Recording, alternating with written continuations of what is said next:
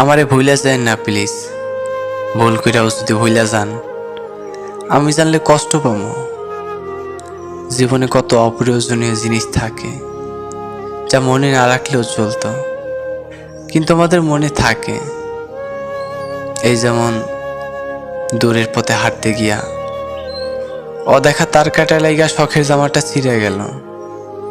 ভিড়ের ভিতরে লোকাল বাসে ওঠার সময় না দেখা কেউ হাতটা ধরে টাইনা তুলল।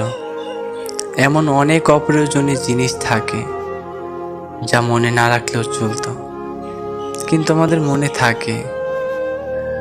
আপনি আমারে ভুলে যান না, মনের এক কোণায় রাইখা দিয়েন, ফুল হয়ে যাওয়া স্টোরেজের মতো।